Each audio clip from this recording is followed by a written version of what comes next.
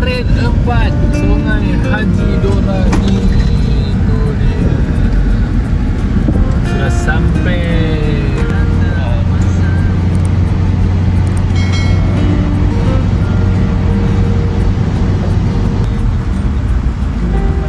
Alright, lagi 3 km kita akan sampai ke penginapan kita di homestay Sungai Haji Dorani. Sini nak mana? Oh, ini kalau lapannya menghijau, Masya Allah. Bila bukan menghijau ni, mencoklat kan ni.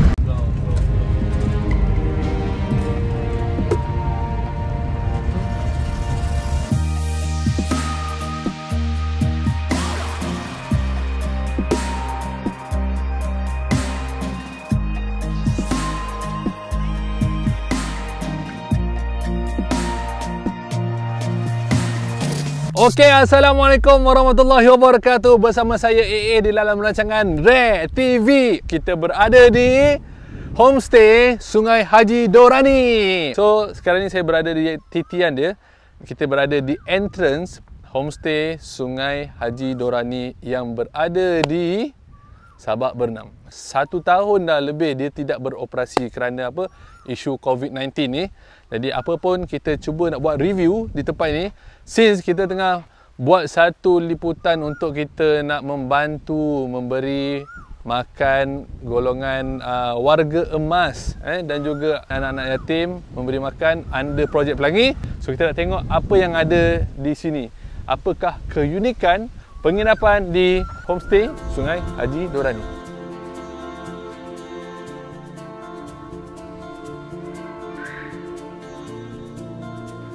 Sekarang ni kita berada di bahagian entrance. Jadi dia ada kerjasama bersama dengan Homestay Malaysia dan juga MOTEC lah, Ministry of Tourism. Okay. Masa kami datang saja, owner daripada penginapan ini maklumkan kita boleh guna pakai barang-barang yang mereka sediakan, yang sedia ada kat sini, tonggas ke apa ke, bertujuan untuk membantu, untuk memberi kami ruang dan peluang untuk memasak untuk anak-anak yatim Sabak Bernam. Jadi saya nampak yang ini macam balai raya pun ada. Kan? Tak tahulah balai raya ke apa. Ni balai raya ke? Bukan Ini tanah asal pemilik tanah homestay ni. Sawah-sawah ini pun adalah milik owner kepada homestay Sungai Haji Dorani. Jadi kat sini pun dia ada sediakan joran. Pantang saya kalau jumpa joran-joran ni. Yang ini asyik ada manta casting lagi. Kita tengok dapat tak dapat. Petang ni kita mancing. Kalau panas-panas ni, lit-lit ni, berpeluh ketiak aku. Yang ini boleh call Chalet Homestay Parit 2 ni. Itu dia. Dan apa yang saya suka adalah pemandangan di kawasan sekitar, di kawasan sekitar nak menuju ke penginapan. Jadi penginapan dia ada lebih kurang 4 buah chalet. So kalau kita lihat dekat sini, ada kayu-kayu macam ni, sebenarnya ada air di bawahnya. Sepanjang perjalanan ni nampak tu, ada bambu ataupun kita panggil buluh. Dan yang paling best sekali ada kelapa-kelapa, buah-buah kelapa. So tadi owner kata, ambil je AA. Memang pakcik tanam untuk kau daripada kecil lagi. Dia kata. So, nanti kita akan tibai buah kelapa kat situ. Kita nak minum air kelapa muda. Okay, so kita cari yang pokok yang ni. Ini buah dia nampak macam cantik sikit. Alright. Aduh. Pulas. 1 week later. Tu dia.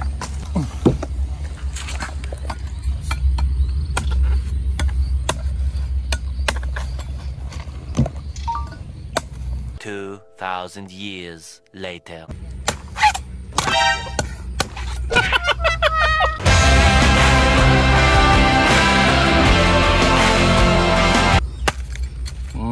Okay.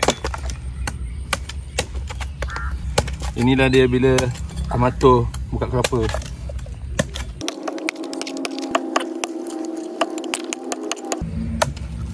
Tu.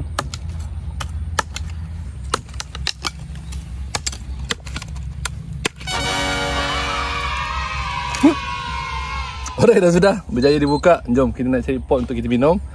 Ambil cawan lah. Okay.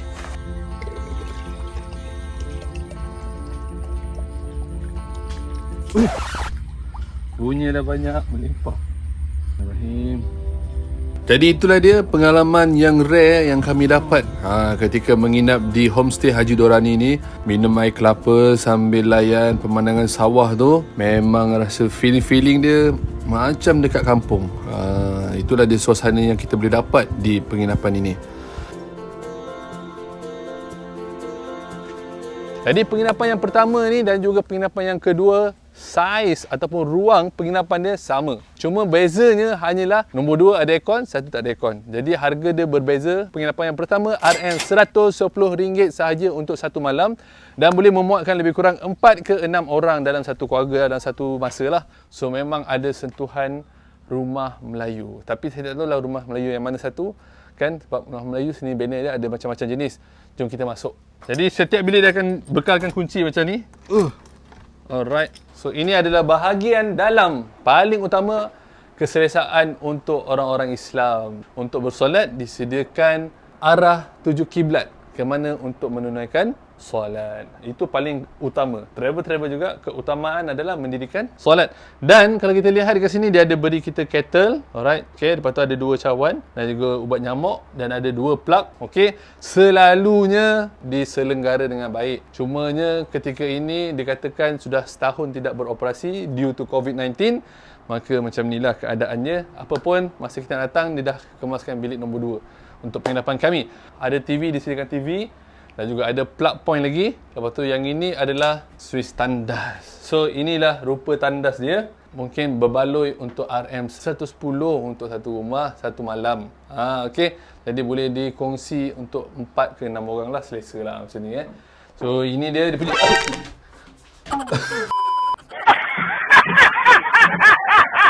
Ini dia punya pilih air dia untuk mandi. Okey, ini dia punya pipe dia. Oh, air kuat. Saya paling suka kalau penginapan yang air kuat walaupun tidak ada water heater. Maintain. Orang kampung macam saya suka asalkan ada air. Dan kemudian ini adalah dia punya tingkap. So kita boleh menikmati keindahan. Okey, yang belakang ni cuma tidak menghijau lah ketika ini. Tapi kalau bayangkan waktu sunset, lepas tu padi menghijau, Masya Allah. Memang heaven. So itu perumpamaan, bukannya syurga yang betul. Perumpamaan. Nanti kan ada yang tak puati lagi tu. Nak je ana tak boleh. Ini bukan syurga, tak boleh sama dengan syurga. Okay. Nak je ana tak boleh. Kita bagi perumpamaan. Dia bagi kita kontrol TV pun ada. Lepas tu ada hanger kat sini. Lepas tu ada cermin kecil. Okay lah, cukup lah untuk kalau wanita nak pakai tudung kan, bolehlah nampak. Kan dia macam ni. Kalau perempuan selalu pakai tudung macam tu. Macam tu kan. Lepas tu yang ini ada plug point pun sama. Lepas tu ada tempat hanger untuk sejadah. Memang dia mengutamakan kita untuk mendirikan solat. Kalau korang nak buat berzina atau buat bermaksiat pun dah bersalah. Nampak?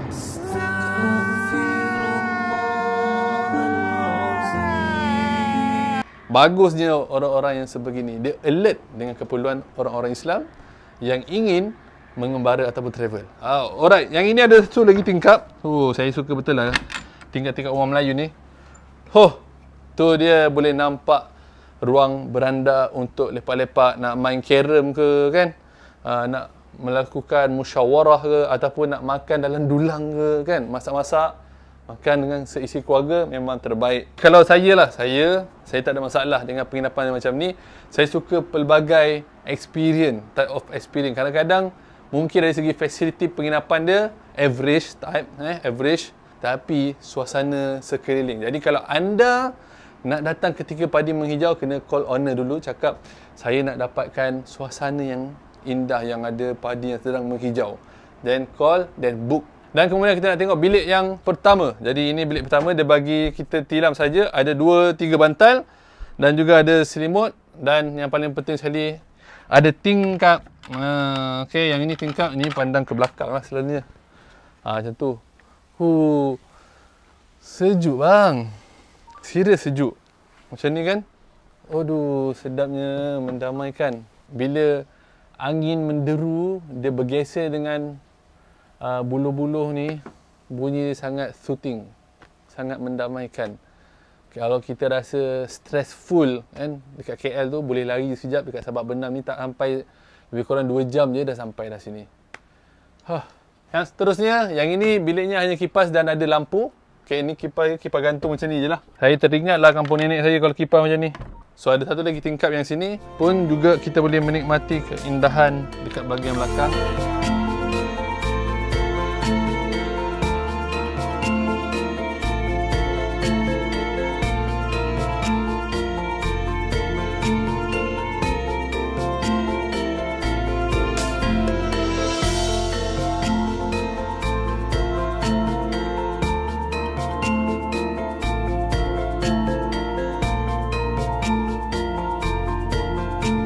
Oh, ini. Okey, so tadi bilik yang pertama, jadi dekat ruang tamu ni pun dia bagi kita ada satu kapet simple macam ni, ada dua bantal kecil. Alright, lepas tu dia ada bagi kita jam. Dan ini pula adalah bilik yang nombor 2. Dia ada plug point. Oh, kipas ada nombor 5. Not bad lah, sejuk. Nombor 5. Oh, sebab kayu kan.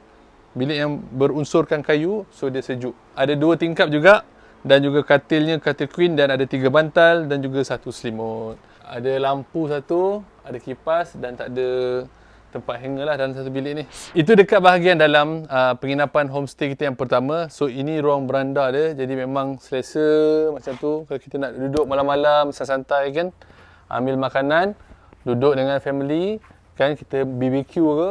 Jadi ruang di bahagian beranda ni pun agak selesa, dan dekat sini pun ada ruang yang luas, ada simen, so boleh bentang tikar kan.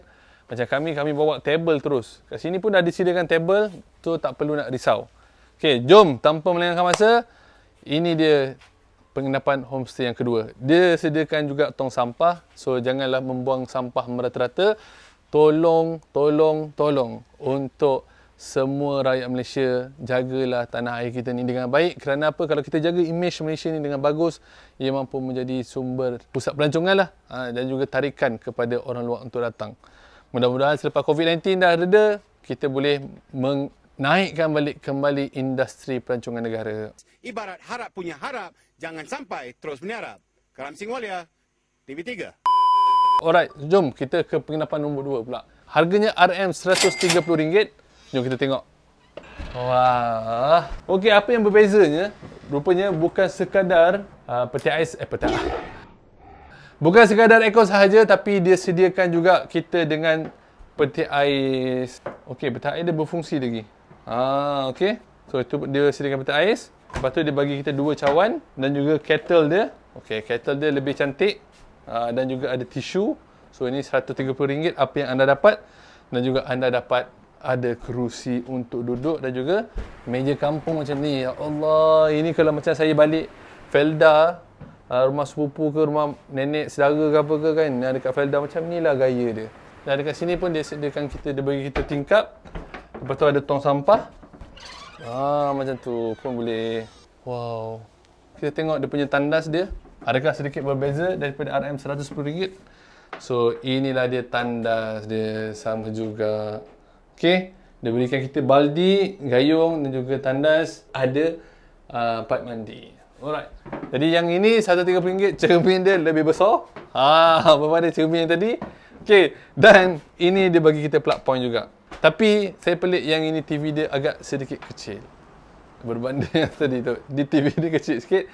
Yang tadi TV besar. Okey, lepas tu ada buat nyamuk sekali. Okey, lepas tu ni apa ni? Ada surah Yasin.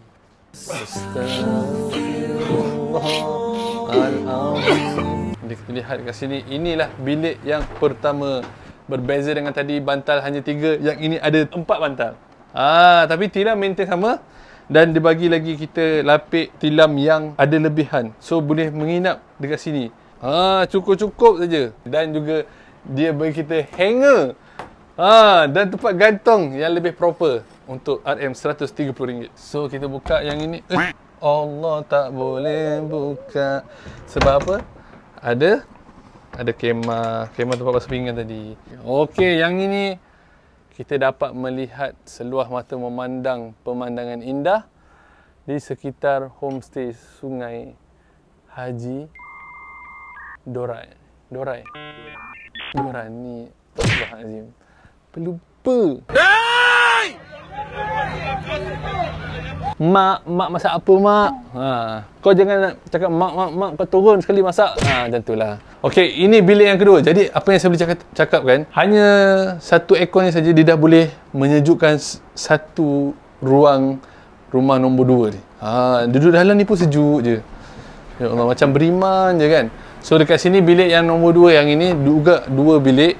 So dia bagi kita plug point. So anda boleh nak bawa charge ke apa ke. Yang ini untuk kipas dan lampu. Okey, yang ini boleh buka tak? Harap-harap kita boleh buka. Tu dia. Boleh bertegur siapa orang yang sebelah. Saya boleh katakan kalau musim padi sedang menghijau memang superb. So yang ini pun sama. Kita dapat view yang sempurna. Tapi yang bukanlah sekarang lah. So penginapan Haji Dorani ini dia tidak menyediakan dapur. Tidak menyediakan dapur untuk kita memasak di dalam penginapan kita. Tetapi dia bagi kita ruang yang luas di bahagian luar. Nampak macam ni kat sebelah sini, nanti jom ikut saya. Kita akan lihat dia bagi kita ruang untuk kita memasak. Sebab apa? Dia sediakan dapur. Kiranya berkonsepkan share kitchen. Ini share kitchen dia. So dia bagi kita pinggan-pinggan. Lepas tu dia bagi tong gas. Lepas tu dia bagi dapur aduy. Lepas tu dia bagi dapur aduy.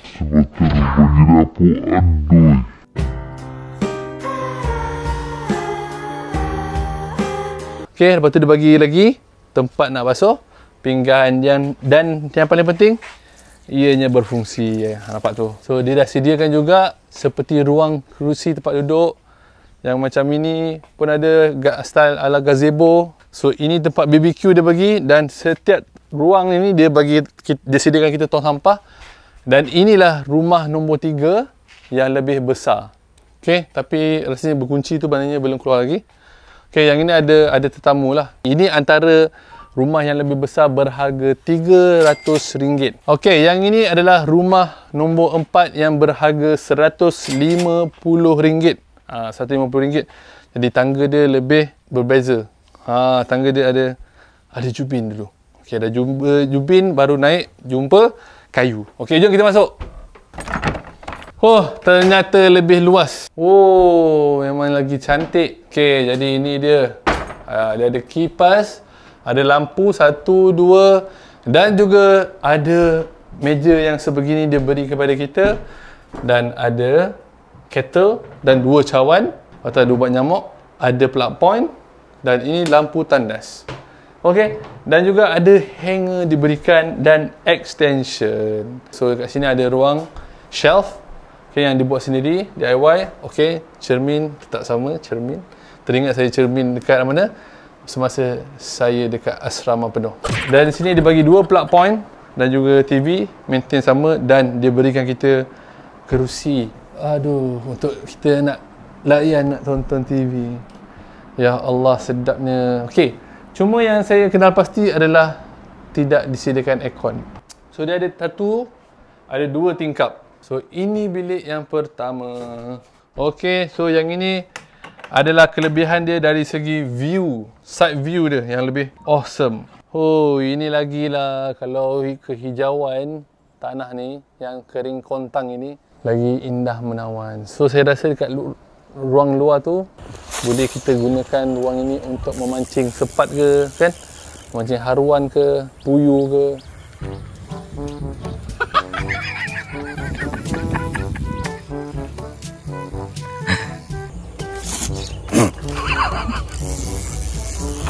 Akan gagal je bang.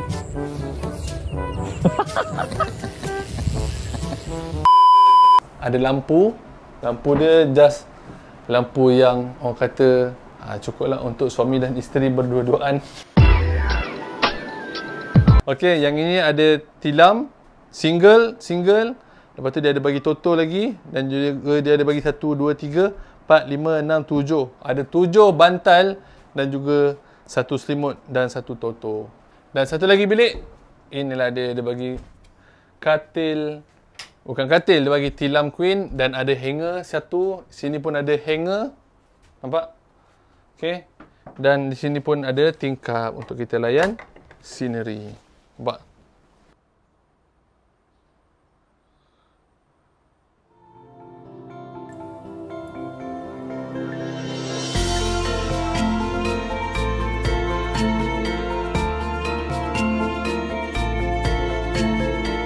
Antara keistimewaan yang ada di penginapan Haji Dorani ni, Homestay Haji Dorani, adalah dia punya owner dia yang sangat sporting. Masa kami masak-masak ni pun, owner dia siap bantu lagi. Bila dengar je kami nak masak untuk rumah anak yatim, terus dia dan juga menantu dia turun tangan membantu kita untuk masak-masak. Memang sempoi. Oh, memang rasa kebersamaan ini satu ukhuwah yang bagus kita hidupkan bila-bila kita travel. Kita masak ayam untuk makanan tengah hari kita. Ayam goreng.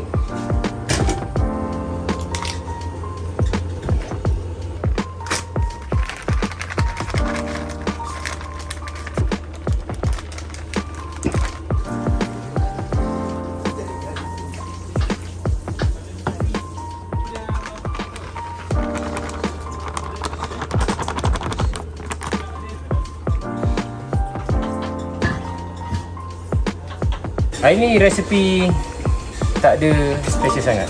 Kita rendamkan ayam ini di dalam mandian tepung goreng rangup serbaguna Bestari. Kemudian angkatkan beliau begini dan celup dia dekat. Celupkan saja dengan tepung Bestari. Dia serata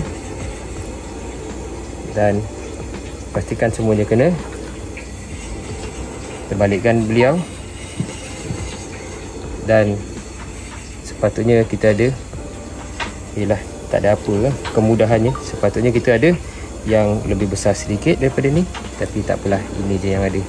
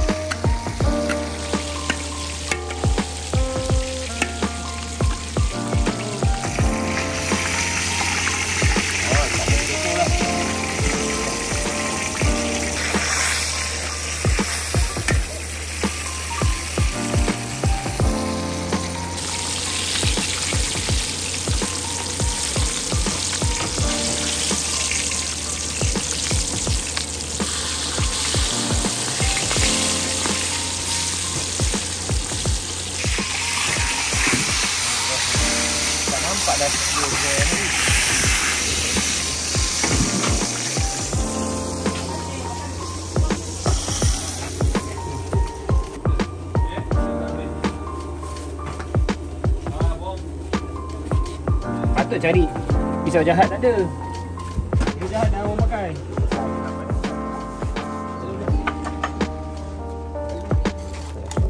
Kita masak.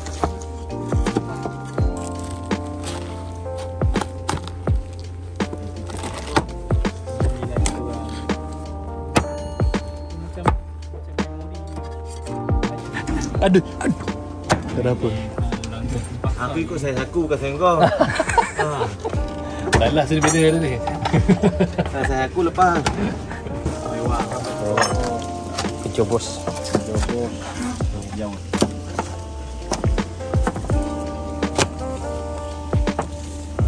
Dah, saya cuba. Ya dah kau jadi. Yang gini fail. Yang ni untuk makan tengah hari saja ya. Dia dah fail sebenarnya. Hangutan. Harapannya dia harap-harap tak palsu lah harapan ni. Makan tengah hari. Jom. Yuk. Jadi kita ucapkan terima kasih kepada owner penginapan Homestay Haji Dorani ini kerana menghulurkan bantuan untuk kami menyiapkan makanan untuk anak-anak yatim di Sabak Bernam ini. Jadi inilah dia pengalaman yang ada di area kampung Sungai Haji Dorani. Homestay Sungai Haji Dorani ni memang memberikan anda satu pengalaman yang berbeza. Okay, dia memang kalau kita lihat dari segi penginapan tidaklah segah seperti orang kata hotel 5 bintang ke 7 bintang ke, tapi dia punya experience yang ada di sekitar ini yang paling best sebenarnya. Saya sarankan kepada anda, kalau anda nak datang di homestay ini, datang ketika padi sedang menghijau. Boleh call owner dan bagi tahu bila waktu padi menghijau, dan dia punya experience dia punya view dia memang spektakular dan sangat mendamaikan. Jadi jangan lupa untuk follow YouTube channel Rare TV. Terima kasih kerana mengikuti perkongsian kita pada kali ini. Anda boleh komen di ruangan komen di bahagian bawah untuk anda bagi tahu dekat mana lagi tempat-tempat rare yang boleh kami review, yang nak kami review. Dan itu sahaja daripada kami. Assalamualaikum warahmatullahi wabarakatuh.